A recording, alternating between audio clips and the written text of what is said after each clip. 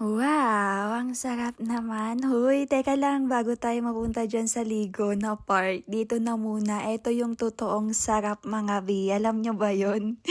Yung pagkain. Oo, kaya ano pang hinihintay nyo? Tara na't kumain na. Para po sa mga nagsasabi ng taba ko na, tumaba ka na, ganyan. Ba't ganun? Tumaba ka naman na. Wala nang shape yung katawan mo. Oh my God! Ang lusog mo na, ganyan. Nababasa ko po sa mga comment. Kasi naman pagkain po kasi yung inaatupag ko mga bi, hindi po buhay ng ibang tao. Hoy, ano daw? Pero totoo, walang halong charot. Alam mo yon, napapaano na kasi yung kain ko ng kain no?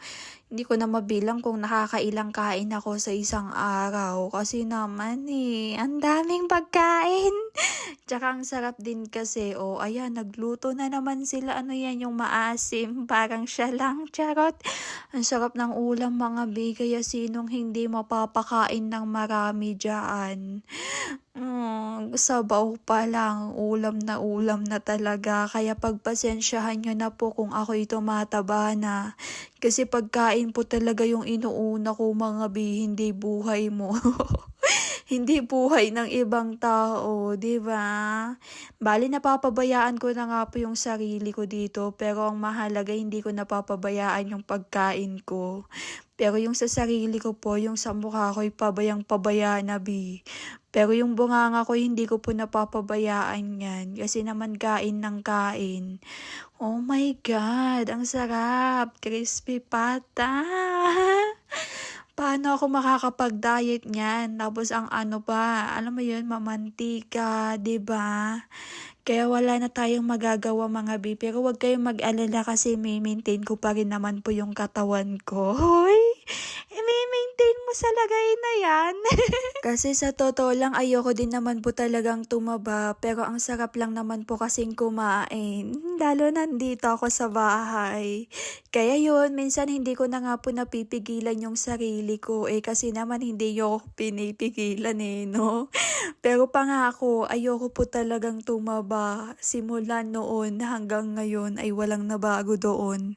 Ayoko pa rin talaga, pero mukhang bumibigay na po talaga yung katawan ko mga bi.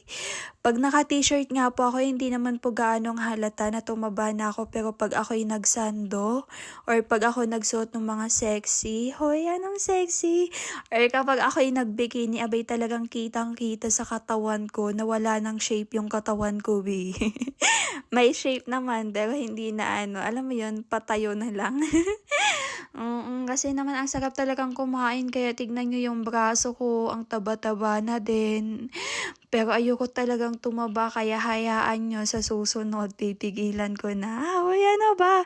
Susubukan kong mag-unti-unti lang ng kain. Alam mo yon, yung paunti-unti lang, para hindi, ang lusog ko na din naman na kasi talaga no? Maski ako, aminado na din po talaga na tumaba na ako. Maski dito sa bahay, oo, lagi akong inaano ng taba-taba ako na.